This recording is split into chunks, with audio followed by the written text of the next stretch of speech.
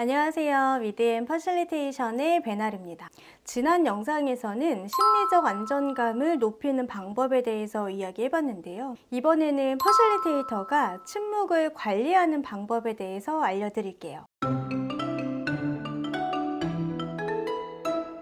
대화를 이끌어 나가는 과정에서 힘들어하는 상황 중에 하나가 침묵하는 소극적인 참여자들과 함께 할 때인 것 같은데요. 이때 퍼실리테이터가 분위기를 띄워야 한다. 내가 이 침묵의 공백을 메꿔야 한다. 라는 강박에 참여자보다 더 말을 많이 하게 되는 상황을 종종 보게 됩니다. 보통은 이렇게 시작하시는데요. 여러분들이 생각하시는 동안에 제가 의견을 먼저 이야기해 볼게요. 라고 하면서 본인의 생각을 말하게 돼요. 일반적으로는 리더가 회의를 주관하는 경우가 많은데요. 그때 리더가 내 생각을 먼저 말한다고 생각해 보세요. 아, 저분의 의도가 이거구나 라고 생각이 들면서 그와 반대되는 의견을 말하지 않게 되고 다양한 의견을 확산하는 데 방해가 될 수 있습니다. 이런 분들을 위해서 침묵을 효과적으로 활용할 수 있는 저만의 방법을 공유해 드릴게요. 우선 참여자들이 왜 말을 하지 않을까에 대해서 생각해 볼 필요가 있는데요. 대표적으로는 회의 초반에 침묵하는 경우입니다. 여러 가지 이유가 있겠지만 내가 첫 스타트를 끊기는 부담스러운 사람이 있을 수도 있고요. 누가 먼저 말할 때까지 눈치를 보느라 침묵하는 행동을 할 수도 있겠죠. 아직 내 생각이 정리되지 않아서 생각하는 사람일 수도 있거든요. 여러 사람이 모인 자리에서는 논리적으로 말하고 싶어하는 욕구를 누구나 가지고 있어요. 부족한 모습을 보여주고 싶지 않은 거죠. 그래서 생각이 정리되지 않으면 구구절절 장황하게 말하게 되니까 머릿속으로 계속 생각 정리를 하고 있을 수 있습니다.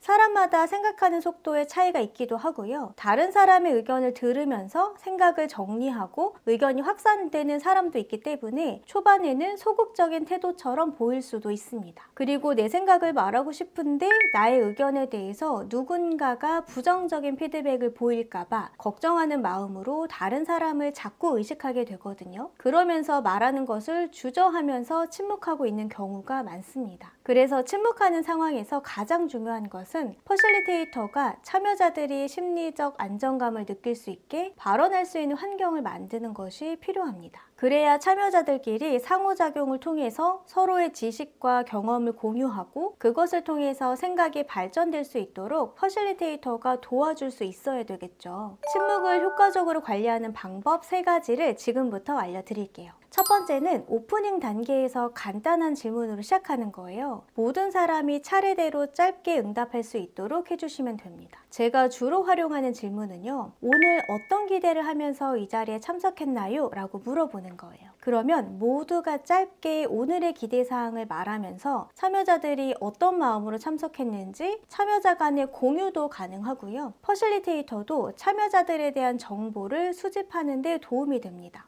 쉽게 말하면 본격적인 대화 이전에 입을 가볍게 푸는 단계다라고 보시면 돼요. 한마디씩 하면서 긴장이 조금씩 풀리니까 다음 대화가 더 수월하게 진행되는 데 도움이 됩니다. 두 번째는 회의 초반에 침묵하는 시간을 의도적으로 주는 방법인데요. 이때 제가 활용하는 방법은 주제에 대해 생각할 수 있는 시간을 3분 정도 가져볼게요 라고 시간을 주고 생각할 수 있도록 해주시는 거예요. 만약에 제공되는 자료가 있다면 자료를 볼 수 있는 시간을 주는 것도 좋습니다. 이때 포스트잇을 효과적으로 사용하시면 좋은데요. 주제와 관련해서 각자가 생각하는 의견을 생각해 보시고 떠오르는 생각이 있다면 포스트잇을 활용해서 작성해 보시면 좋을 것 같아요. 포스트잇을 꼭 사용해야 되는 것은 아니지만 개인의 생각을 정리하는 데 도움이 되실 거예요 라고 꼭 설명을 해주세요. 그리고 진행자를 기준으로 오른쪽으로 또는 왼쪽으로 순서대로 말하겠습니다. 이런 거는 진짜 하지 마시고요. 가장 먼저 작성하신 분부터 시작할 수 있도록 해주시면 더욱 좋습니다. 우리가 회의할 때 보면요. 진행자와 가까운 사람한테 먼저 의견을 물어보게 되는데요. 그래서 일찍 온 사람일수록 회의 진행자와 가장 멀리 앉게 되잖아요. 그러니까 주목받고 싶지 않은 거죠. 그래서 퍼실리테이터는 참여자를 잘 관찰하면서 먼저 작성하신 분의 의견을 먼저 들을 수 있도록 해주시면서 자연스럽게 시작하는 것이 더 좋습니다. 세 번째는 토론이 진행되는 과정에서도 발언하지 않는 소극적인 태도의 참여자를 위한 방법인데요. 이분들은 부담스럽지 않게 할 수 있도록 해주시는 것이 가장 중요해요. 저는 이렇게 말하는 편인데요. 주제에 대해서 고민을 많이 하고 계시는 듯 보이는데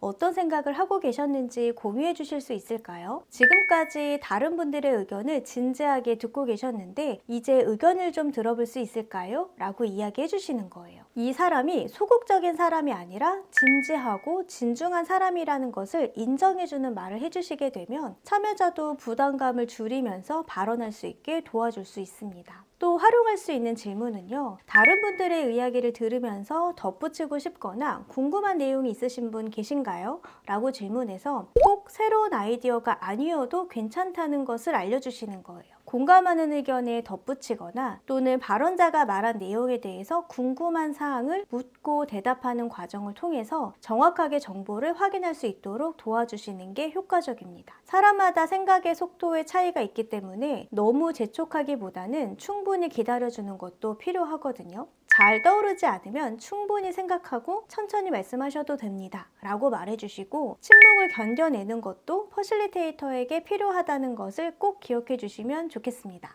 참여자들이 침묵할 때 퍼실리테이터가 어떻게 해야 되는지에 대해서 이야기해 봤는데요. 도움이 되셨길 바라면서 저는 다음 영상으로 찾아뵙겠습니다. 고맙습니다.